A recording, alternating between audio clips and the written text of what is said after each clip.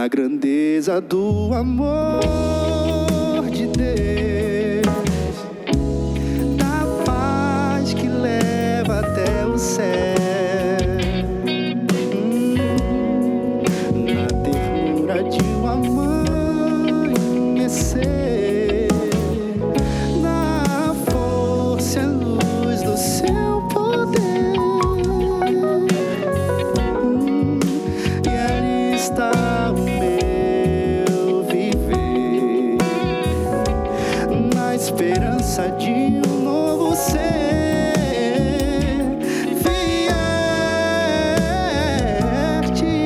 só por mim. Seu amor é sem igual,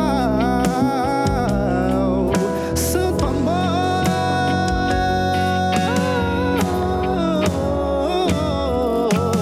nada vai me separar do teu amor, meu Cristo, nada vai.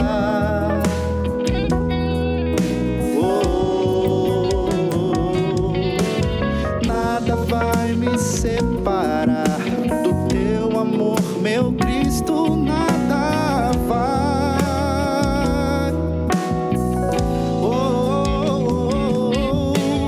Nada vai me separar do teu amor, meu Cristo, nada vai.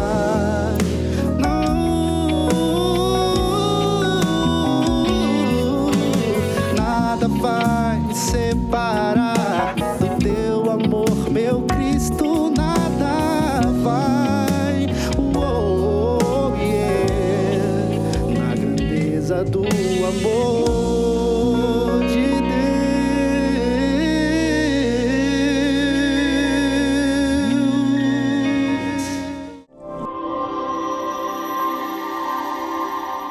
Você precisa progredir na fé.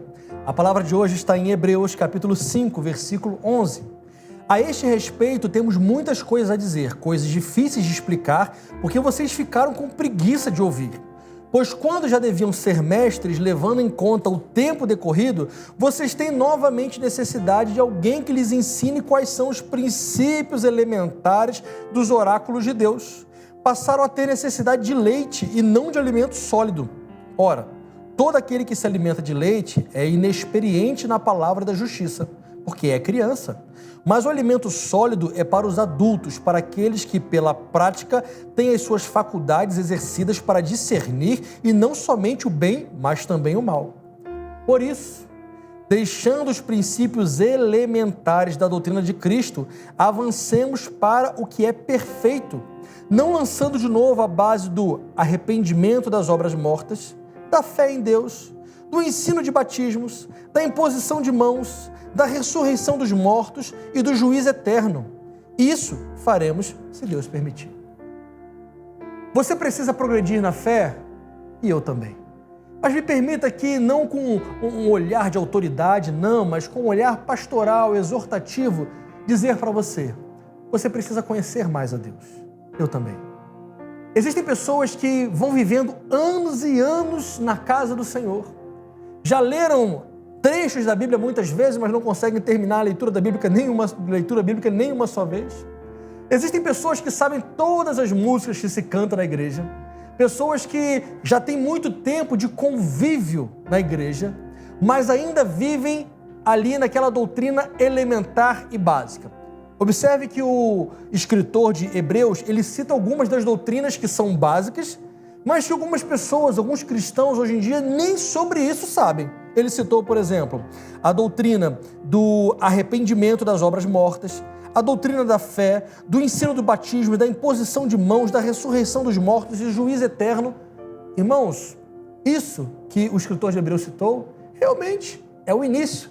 É aquilo que o neófito, novo na fé, vai aprendendo, só que tem muita gente que para aí no meio do caminho e não se aprofunda em outras coisas. Vou citar um exemplo. Se você assiste aqui as nossas pregações, já são são quase 300 já ao longo desse tempo, você vai ver que nós já ensinamos sobre muitas coisas, em especial também sobre escatologia, que é o estudo das últimas coisas, sobre o final dos tempos. E tem muita gente que tem medo de escatologia e eu fico pensando, por quê? é uma doutrina, como várias outras da Bíblia, que nós precisamos aprender, nós precisamos assimilar e avançar. Ou seja, não esteja satisfeito com o nível de conhecimento bíblico que você tem, você precisa de mais. Não para se orgulhar, não para se exaltar, não para querer mostrar aos outros, não. Se for isso, você já está no caminho errado. Mas quanto mais da palavra do Senhor você souber e aplicar na sua vida, mais parecido com Jesus você vai ser. Um instrumento mais afiado e afinado na mão de Deus você será, porque a palavra de Deus, ela é poder. Ela é mais penetrante do que uma espada de 2 gumes, diz a palavra. Ela penetra até juntas e medulas, faz separação entre alma e espírito. Esse é o poder da palavra viva e eficaz. Portanto, meu querido irmão e irmã, com todo carinho, você precisa progredir na fé. Deixa eu te fazer algumas perguntas para você refletir. Você tem prazer de estar na escola bíblica da sua igreja, seja ela qual dia for, em qual momento for? Existe uma estatística muito triste que diz que cerca de 30% a 40% no máximo dos cristãos frequentam a escola bíblica. E isso é uma tragédia, porque o cristão que não estuda a Bíblia, ele será como um menino inconstante, diz a palavra, agitado de um lado para o outro por todo o vento de doutrina e pela artimanha de homens mercenários. É por isso que nós precisamos conhecer a palavra de Deus. Então me deixa perguntar, além de ir na escola bíblica, você também é alguém que faz parte de algum pequeno grupo, célula, grupo de crescimento, grupo de amizade, seja lá qual o nome for, onde se estuda e se compartilha a palavra de Deus? Porque se você não fizer, você está perdendo tempo também. Tem coisas que sozinho, talvez você vai ter um pouco mais de dificuldade. Cerque-se de pessoas que amam a palavra de Deus e que possam te ensinar a como compreender e especialmente como viver a palavra de Deus. Não se esqueça, você e eu, nós dois, precisamos progredir na nossa fé. Não se esqueça de compartilhar essa mensagem com seus amigos e em seus grupos, porque a fé vem pelo ouvir e ouvir a palavra de Deus e que muitas pessoas ainda possam ouvir essa palavra. Que Deus te abençoe! Se o mar se agitar e tudo escurecer e parecer que eu não vou sobreviver, se o meu coração sentir que é o fim, eu vou manter os olhos firmes no Senhor.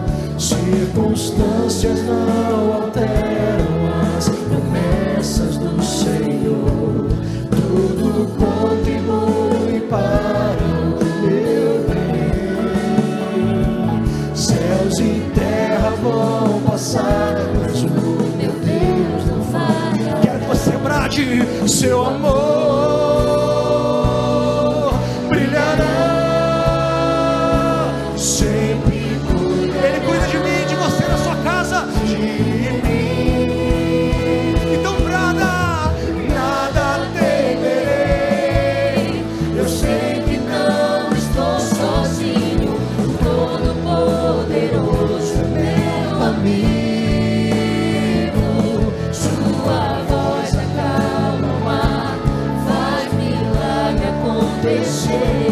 Posso crer e descansar em Deus. Nada temerei. Eu sei que não estou sozinho. O Todo-Poderoso é meu amigo.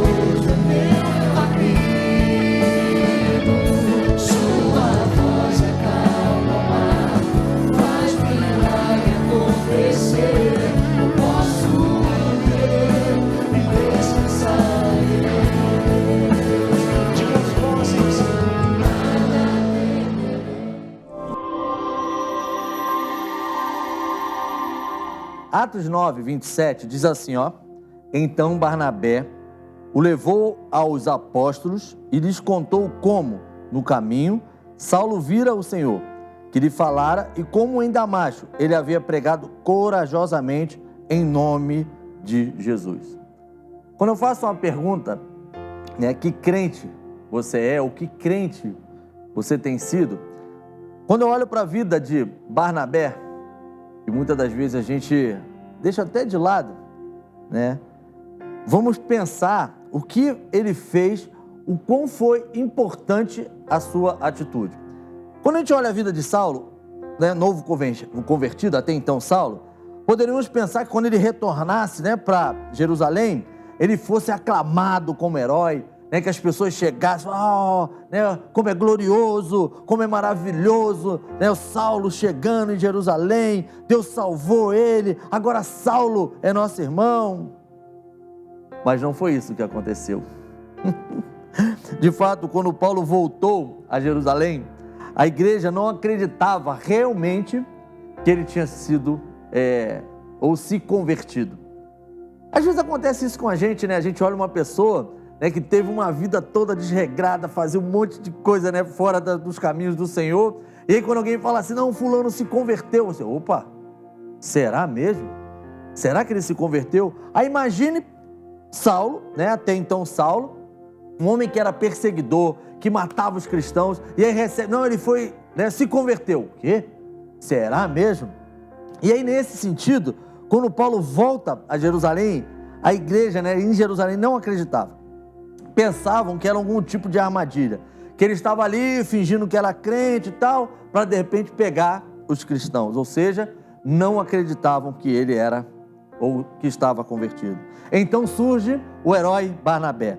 Barnabé, né, dizia assim, ó, os crentes diziam, você não pode vir para o nosso culto, né, falando isso para Saulo. Aí, né, Barnabé diz assim, Paulo, você vem comigo. Então ele o pegou e o levou até os apóstolos. Isso é que nós precisamos fazer. Quando eu te pergunto que tipo de crente você é esse exemplo que a gente precisa seguir. Pegar aqueles novos convertidos, aqueles que ainda estão caminhando, aqueles que estão ali, né, bem no iniciozinho da fé, pegar mesmo embaixo do braço, ir visitá-los e levarmos para a casa do Senhor. Porque eles precisam disso, eles precisam de um apoio. Quando a gente olha para a vida de Barnabé e a gente tem isso, né, como exemplo, aí pensa, lembra, eu falei um pouquinho sobre Ananias, que hesitou em ir até Paulo, justamente por causa disso, com medo. Barnabé pegou Paulo, mesmo, né, com medo, levou Paulo até a igreja. E aí Barnabé fala, venha comigo até a igreja. Todo mundo quer ser um Paulo, todo mundo quer ser um Pedro, né? Foi muito conhecido, a gente fala muito dele, mas poucos querem ser que nem Barnabé. Não importa se você é um herói que aparece ou se você é um herói anônimo. Basta fazer algo e perceber que Deus tem um lugar para cada um de nós. E cada um de nós, né, onde nós estamos, Deus tem um propósito. Então seja como Barnabé. Olhe para as pessoas ao teu redor, olhe as pessoas que se converteram. Veja o que eles estão precisando. Se eles estão, né, precisando de uma força, vá lá e fala, venha para a igreja comigo. E ajude essas pessoas a caminhar. Que Deus te abençoe.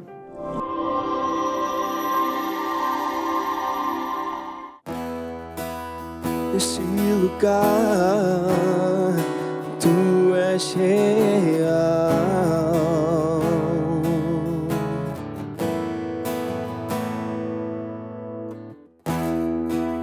Vou me entregar totalmente.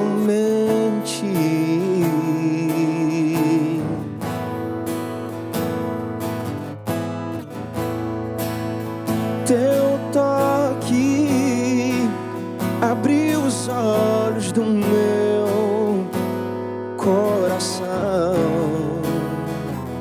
Eu posso enxergar e entender. Se eu me humilhar diante do teu altar e sacrificar aquilo que me custar, inclinarás os teus ouvidos ao meu clamor. Mas vale um dia no centro do teu querer que toda a vida sem jamais te conhecer. Tu és minha fonte, minha colheita, minha herança.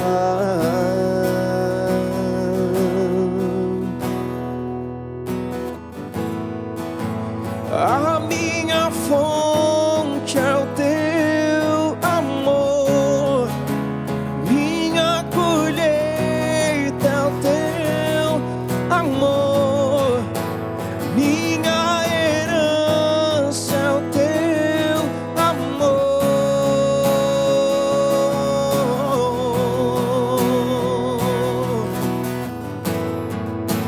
A minha fonte é o teu amor, minha colheita é o teu amor, minha herança é o teu amor. Se eu me humilhar diante do teu altar e sacrificar aquilo que me custar, tu inclinarás os seus ouvidos ao meu clamor. Mas vale um dia no centro do teu querer que toda a vida sem jamais te conhecer. Tu és minha fonte, minha colheita, minha herança.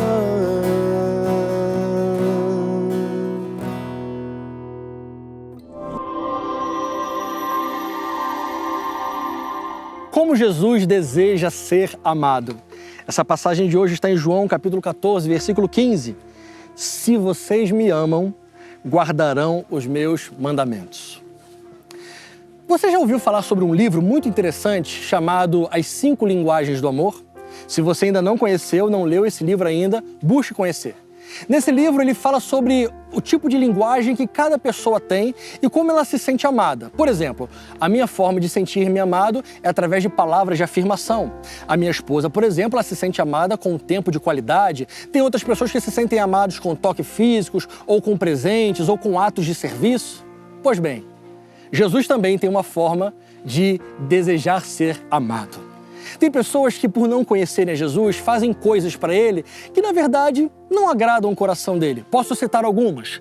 Quando, por exemplo, alguém pega algo e flagela o seu próprio corpo, talvez na cabeça da pessoa ela está fazendo algo ali no sentido de servir a Deus e de deixar Jesus alegre, mas aquilo não deixa, porque o nosso corpo é o templo do Espírito Santo, ele não deve ser flagelado dessa forma. E aí vem Jesus com toda a sua simplicidade e profundidade de sempre, e nesse versículo diz o seguinte: se vocês me amam, então guardem os meus mandamentos. O nosso desafio, queridos, é amar Jesus do jeito que Ele quer ser amado. No nosso coração, se fizermos uma análise sincera, nós vamos descobrir que não há muitas coisas boas em nosso coração. Como diz a canção, se tu olhares, Senhor, para dentro de mim, nada encontrará de bom. E às vezes a gente acha que sabe como deve adorar e servir e amar a Jesus, e muitas vezes a gente erra. Jesus vem e diz: você me ama? Então guarde os meus mandamentos. Então aí você pode pensar: tá, pastor, mas olha o tamanho dessa Bíblia que você está carregando, são muitos mandamentos. São inúmeros lá, os judeus dizem que são pelo menos uns 600 e poucos mandamentos. Como é que eu vou saber todos eles? Como é que se faz isso na prática, guardar todos os mandamentos? Versículo 17, a Bíblia diz assim, João 14, 17 ainda: o Espírito da verdade que o mundo não pode receber, porque não o vê nem o conhece, mas vocês conhecem, e esse Espírito habita com vocês e estará para sempre com vocês. No versículo 26, a Bíblia diz o seguinte: o Consolador, o Espírito Santo, o Pai enviará em meu nome, esse ensinará a vocês todas as coisas e fará com que se lembre de tudo que eu disse. Ou seja, o que isso quer dizer? Os mandamentos que você precisa saber e que você precisa conhecer, o Espírito Santo de Deus vai te ensinar e vai te lembrar. Você precisa ler a palavra de Deus para você conhecer e conforme você for lendo, o Espírito vai te ensinando o que aquelas palavras querem dizer. O próprio Espírito de Deus, com você como Espírito submisso a Ele, Ele vai te ensinando como e o que significa cada um daqueles mandamentos. Aqui no versículo 27, a palavra diz o seguinte: deixo com vocês a paz. A minha paz lhes dou, não dou a paz como o mundo a dá. Que o coração de vocês não fique angustiado e nem com medo. Quem ama a Cristo vive uma vida de profunda paz.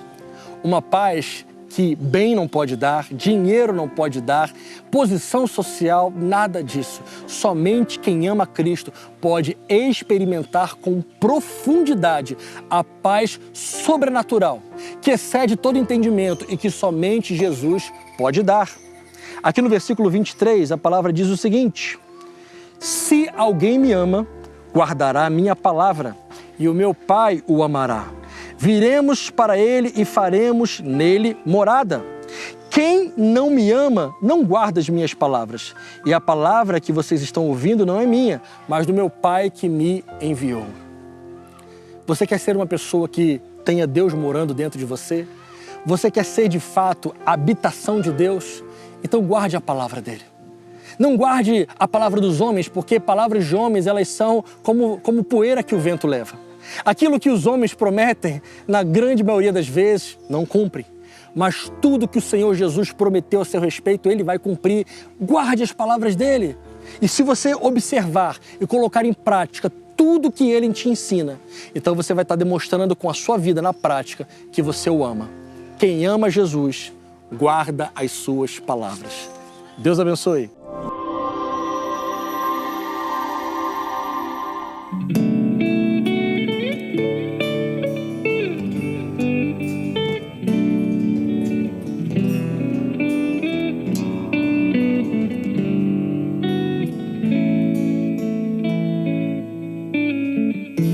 Somos um, o teu sangue fez assim. Oh, oh, oh, oh, oh.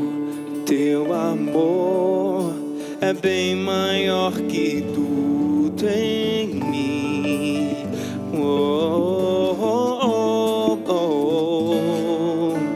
Ao descer ao mundo sem a sua glória, me abraçou tão forte, ó meu Jesus. E ao voltar pro céu fez da nossa história aliança com preço de cruz. Comunhão de graça e de luz. És o Rei da glória, teu trono não te separou de mim. Teu sangue eternizou nossa história, nossa aliança não tem fim.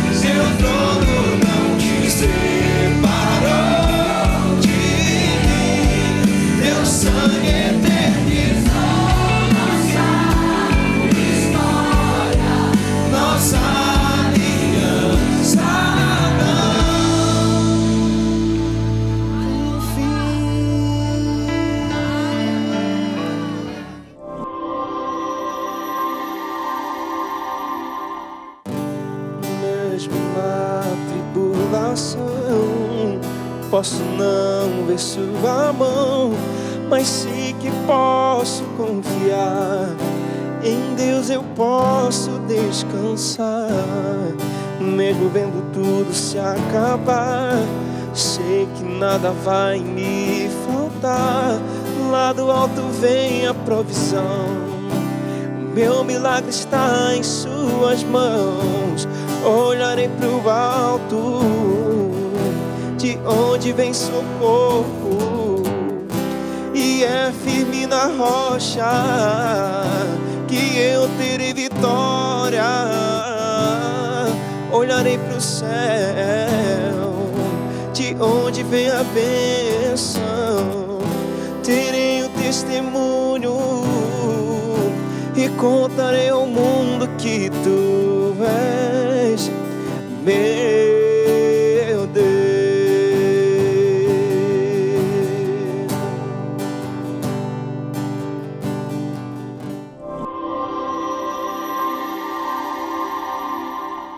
Chegamos ao final de mais um programa Vida com Deus.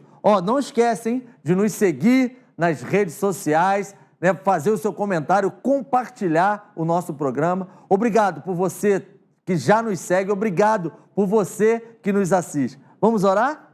Pai, obrigado, Senhor, muito obrigado por tudo que temos vivido, obrigado por esta semana que passou, obrigado, Senhor Deus, pelas mensagens, pelos louvores, que em nome de Jesus possa ter alcançado essas vidas que estão nos assistindo. Obrigado pela minha vida, do pastor, obrigado pela vida da equipe, Senhor Deus, que trabalha atrás das câmeras. Muito obrigado. Nós queremos te agradecer. Pai, obrigado por tudo isso. Em nome de Jesus, amém. Até o próximo programa.